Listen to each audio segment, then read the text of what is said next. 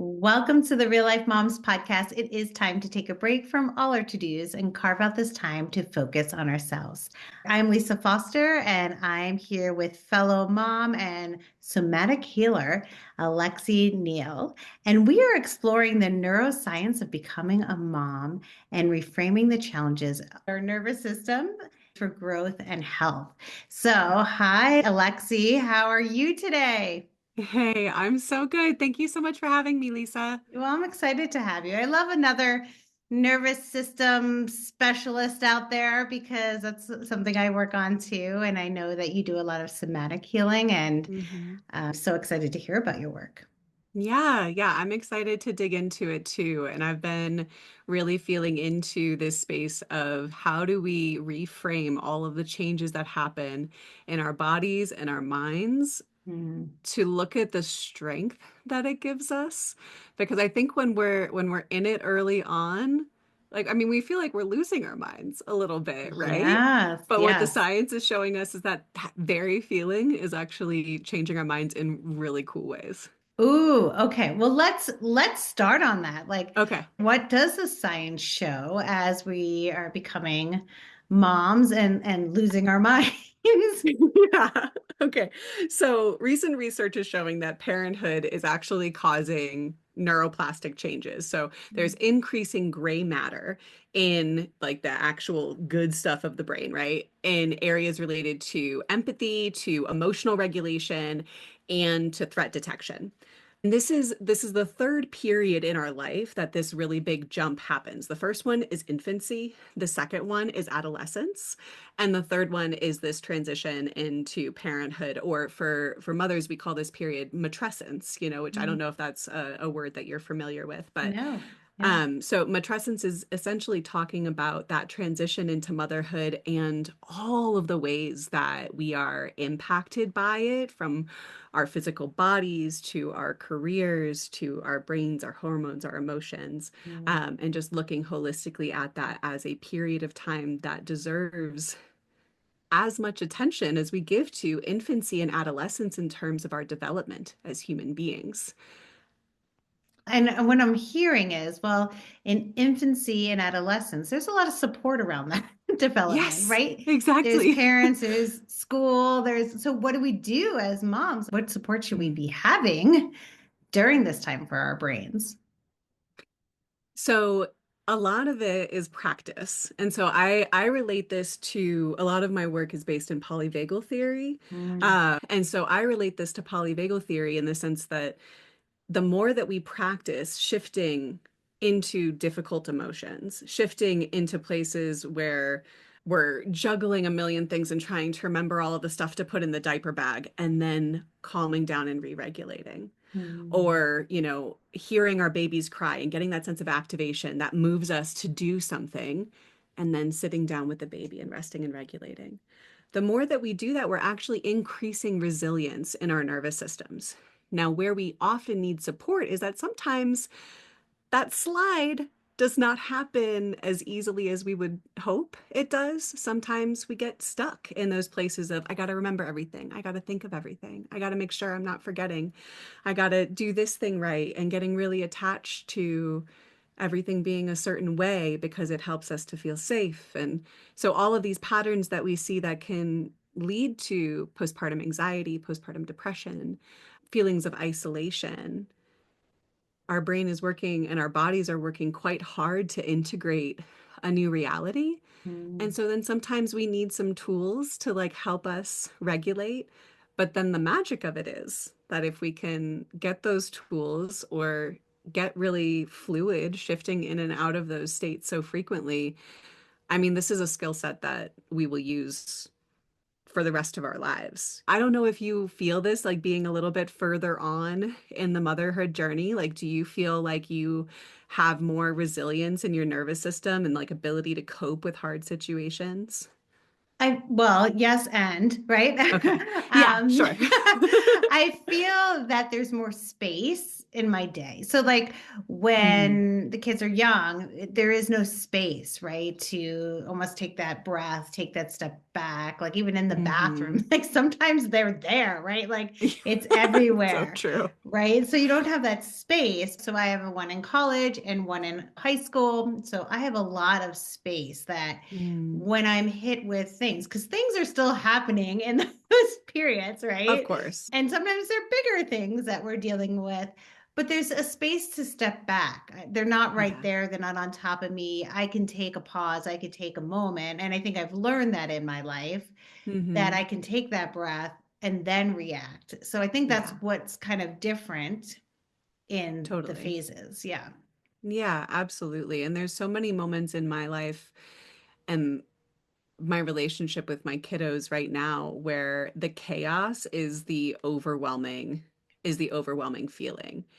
And I think what's really interesting when we're looking at the brain science is it's actually saying like, yeah, those experiences are what is creating growth in our brain and in our nervous system.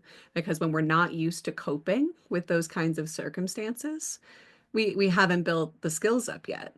And Mhm. so as we become mothers, like at first it's and we make jokes about the mom brain, right? And like Right. feeling really forgetful. It's actually a really brilliant adaptation because our brains are learning to focus on what matters most in the moment. And so letting some things go. But then as we get really established in that bond and that relationship with our kiddos, now we have this brand new skill set. Mhm. And then we start to remember where the keys are too, you know? Like, We could do both. yeah, so then we could do both. Exactly. There's layers to it. And I think if there are moms that are listening right now that are like, I feel like it's crazy to think that there could be a good coming out of the way that my brain feels right now or how intense it is learning to take care of a whole other human. Like, I just want to really validate that because it is like you're not imagining it. It is as hard as it feels. And we can let that be okay and notice when it's time to get some support in navigating it for sure. Yeah. Because I'm also hearing like this is a big change in our brains, right? Because we have Right. these new things that we need to learn, Hmm. how to cope, how to multitask, how to take care of a new person, right? Like Yes. lots of things, Yes. right? Um, but and I'm hearing practice, but what if you don't know what to practice? How do you learn what to practice? Yeah, Yeah. and there's a lot of different approaches to this. You know, my approach is working with the nervous system where there are some really low energy interventions that can make a really huge difference when we're working with the vagus nerve. Mhm. So, um, just for anyone who isn't familiar with the vagus nerve, so this starts in our head and particularly at the base of our skull. But this nerve, it's sometimes called the nomatic nerve because it goes everywhere in our body. It connects to our digestion, to our lungs, to our heart, to our pelvic floor, to our face. And so when we are doing things that can stimulate and work with the vagus nerve, we are accessing every part of our body essentially and can send signals from the body up to the brain that, hey, we're actually safe. Hey, even though the baby hasn't stopped crying for a really long time and you haven't been able to figure out what to do, hey, this is actually okay. And so, one of the things that I think is really supportive about polyvagal theory, too, is that it acknowledges that we usually exist in a fluid space between activated, intense, hard places to be, where we might feel stressed and we might feel anxious or we might feel stuck. We might feel sad and low energy, but that we can move between these states with the right tools. And those tools don't have to be an hour-long yoga class. I created this little menu, which I know we can link that I actually put on my fridge above where I fill up my water bottle. And this is 5 things that you can do with one hand while filling up a water bottle or holding a baby and takes 30 seconds to a minute and Mhm. can start to rewire what's happening inside of your body and create those felt feelings of safety. So I think sometimes people get kind of stuck and there's nothing I can do about it because I can't reach for the same type of self-care that I used to before I became a mom. And It's true. We have to learn how to get real efficient with our self-care. We don't always have the luxury of longer experiences. And if you do have that luxury, I mean, take it, but also having some tools in your back pocket that can come in just in a pinch in those moments where everything is crazy. I Right. have a 15-month-old and a 3.5-year-old right now, and it's incredibly fun and the energy is high all the time. Whether the feelings are good or the feelings are bad, the feelings are loud, you know?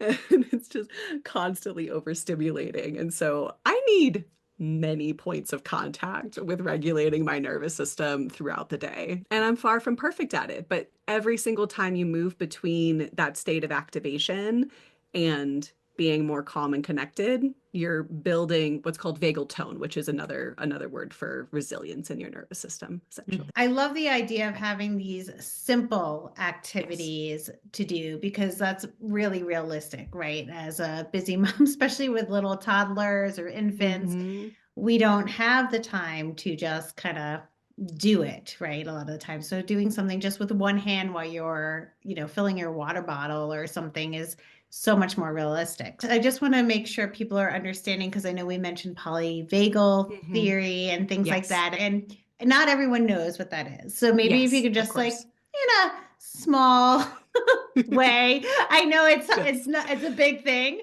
Yeah. but in a simple way, tell us what polyvagal theory is. So this, first of all, I'll just name that this is coming from Stephen Porges, is the creator of polyvagal theory. Sometimes I call Deb Dana the translator because she's the one who came in and made it actually helped us actually understand what to do with all of the science that Stephen Porges was pointing us towards.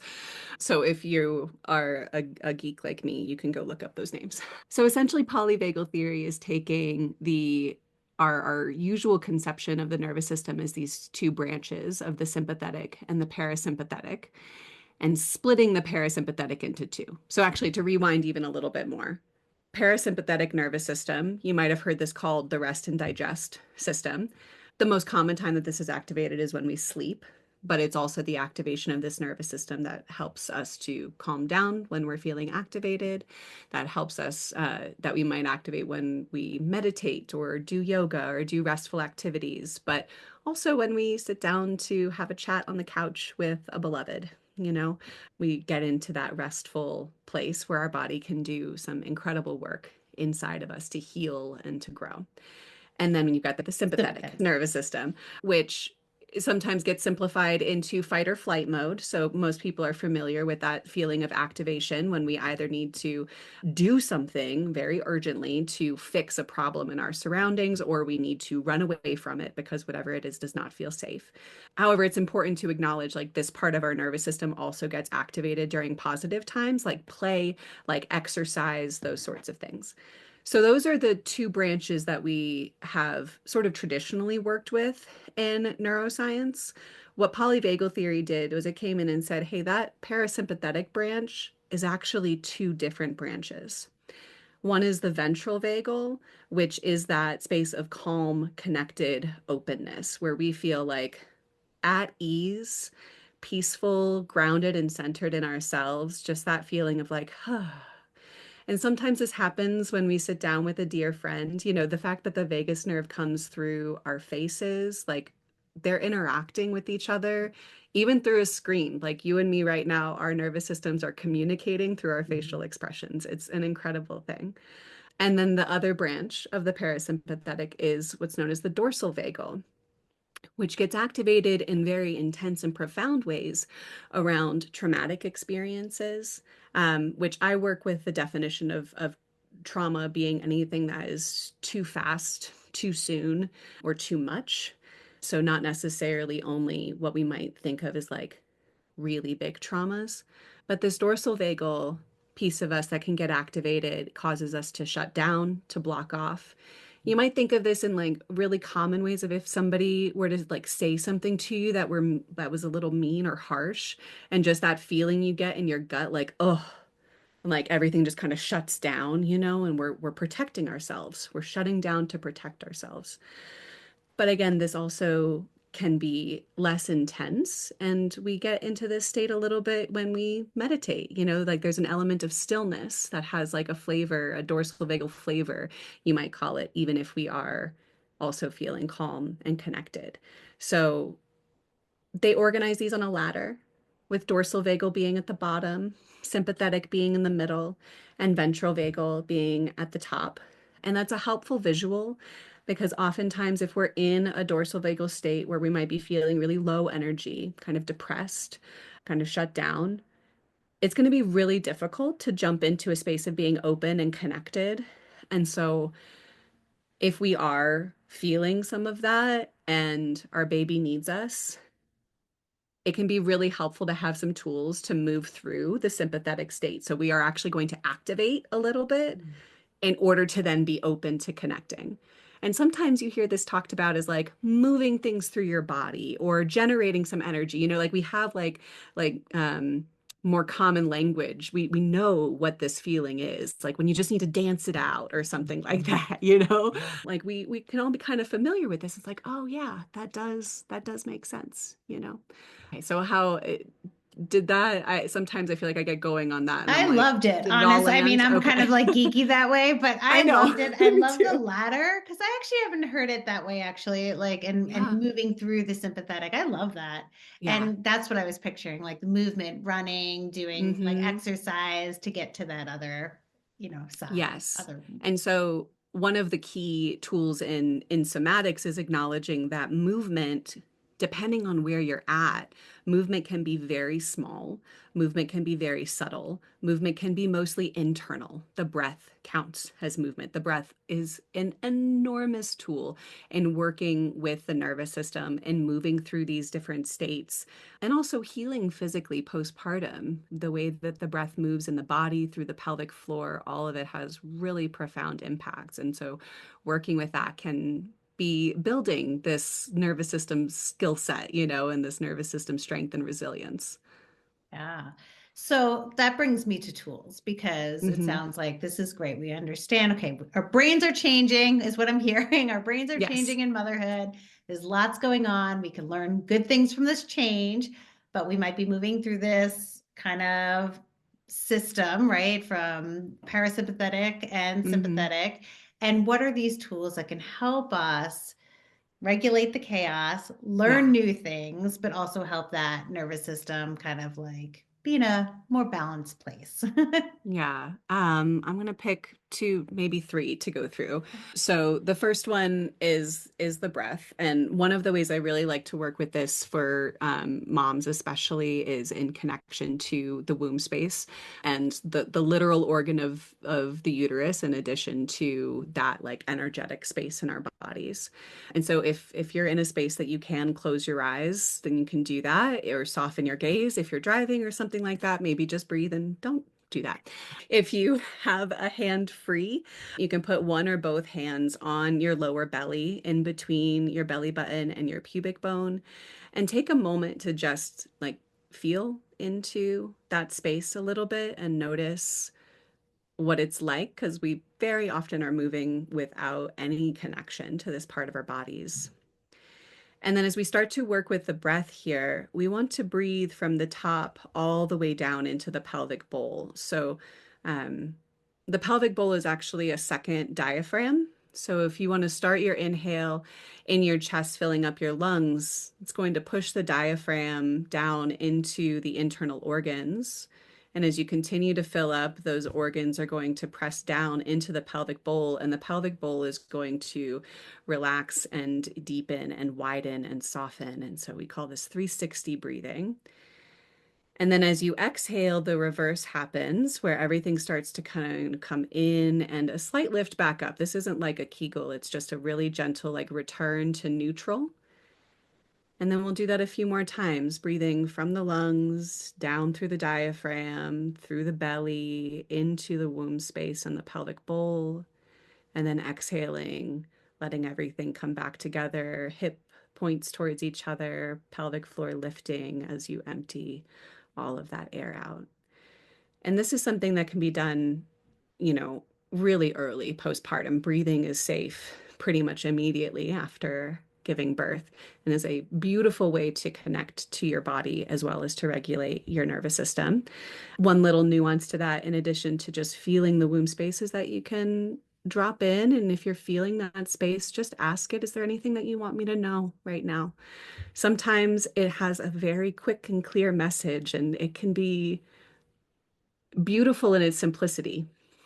Chocolate, a banana. And like, I mean, really, these cravings can be linked to our nutritional needs postpartum, chocolate, magnesium, bananas for potassium. Or it might be like, I need more rest, or I need to sit down, or something like that, that our womb can just sort of tell us, like, hey, I want to keep being in this creative life force energy with you. And in order to do that, I need a little something. So that's the first one.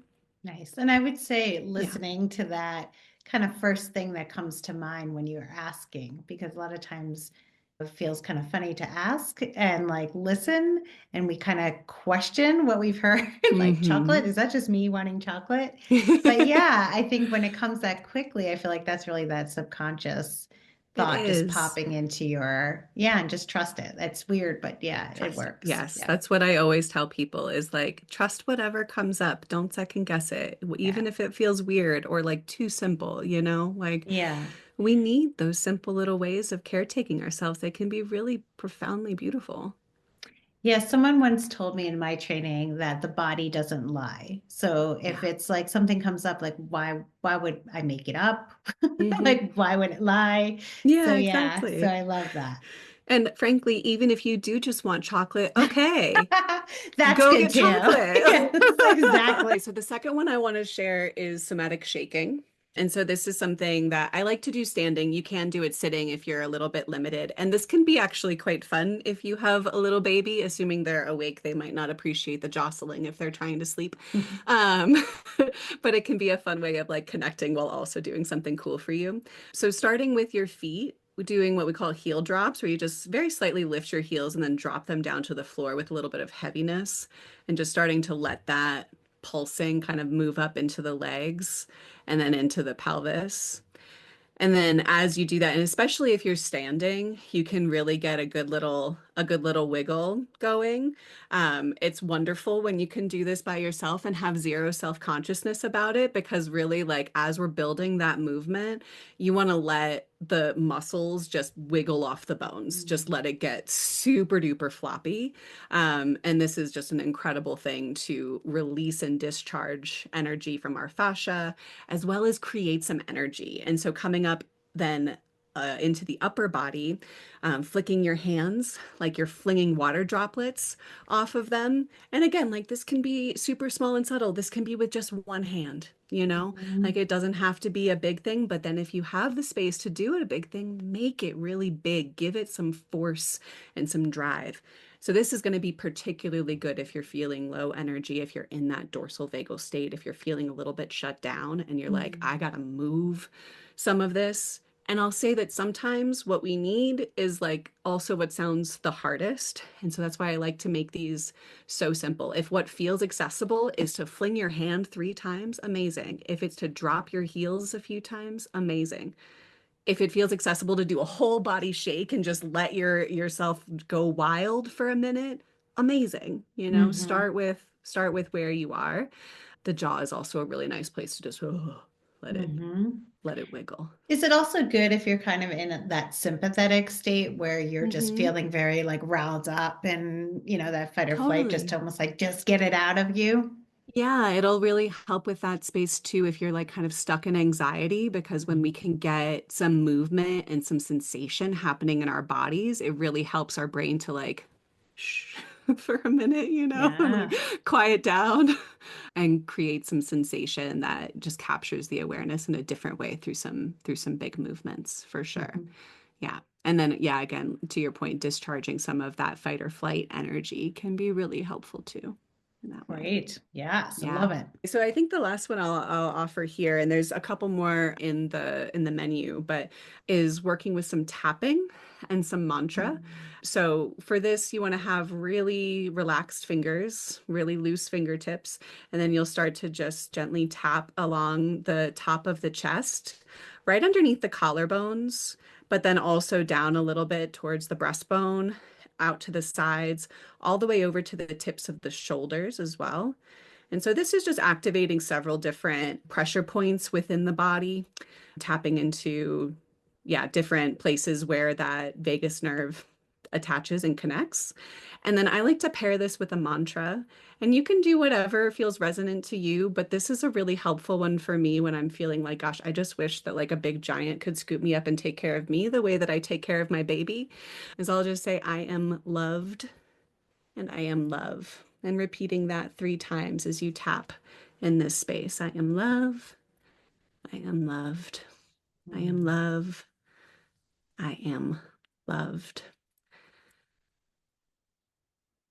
And then you can let it go and just see how you That's feel good. after that.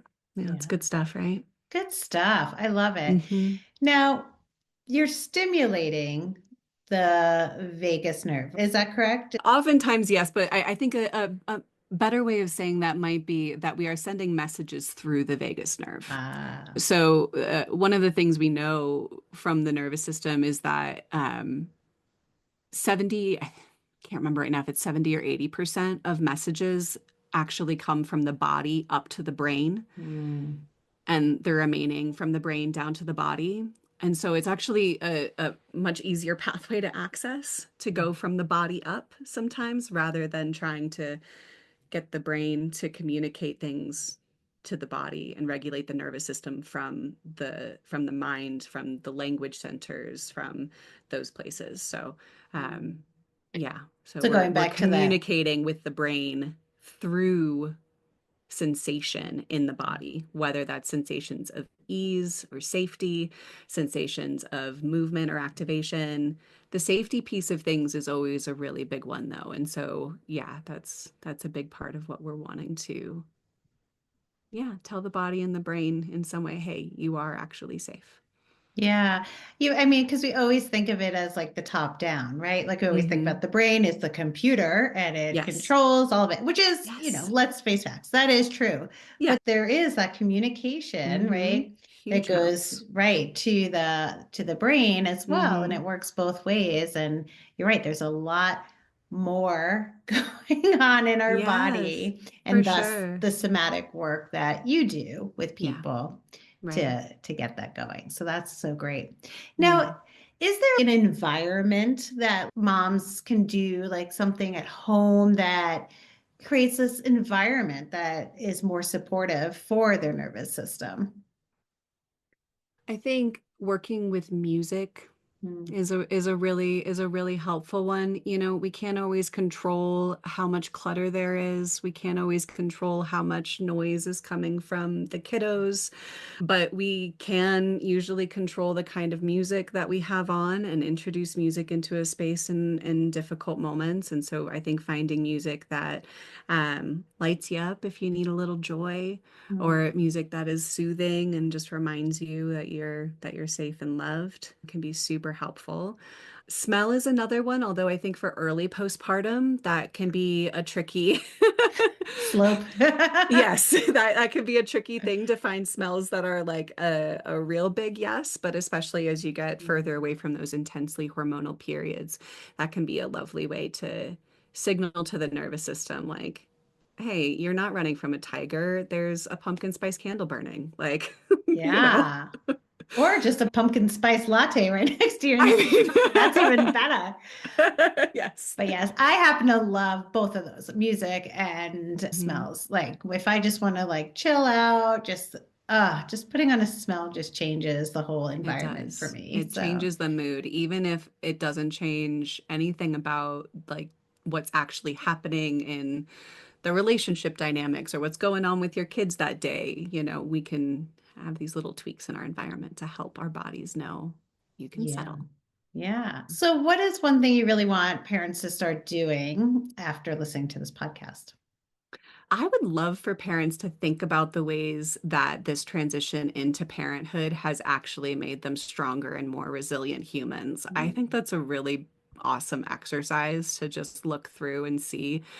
I know for me, I'm like coming back into my business after some time away having my kiddos, and I feel like a completely different human than I did when I was running my business previously for 5 years, I was doing this work and stuff like this, doing podcasts, being in front of people, guiding experiences for larger groups. Like it felt so hard and Mhm. so stressful. I had like a hangover afterwards, you know?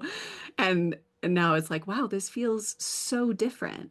And Mhm. all I can attribute it to is this shift. I mean, I haven't been doing much except being a mom in this time, you know? Mhm. So it's like that's all I can really attribute it to is like my brain and my nervous system have changed in ways that have made me stronger and more resilient. And I think that that's probably true for most parents out there, whether or not we're really aware of it or whether or not we have such an obvious comparison like I do. So I think taking some time to consider that could be really powerful.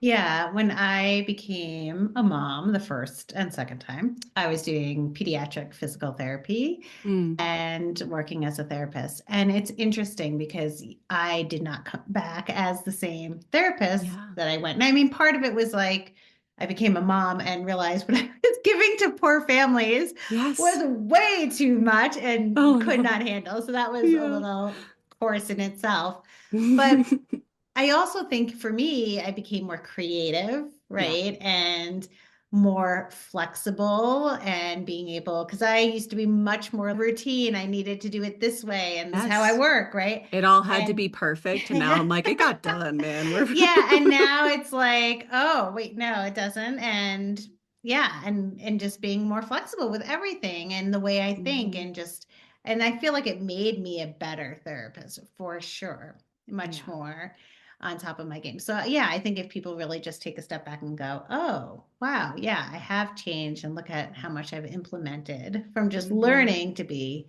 a parent."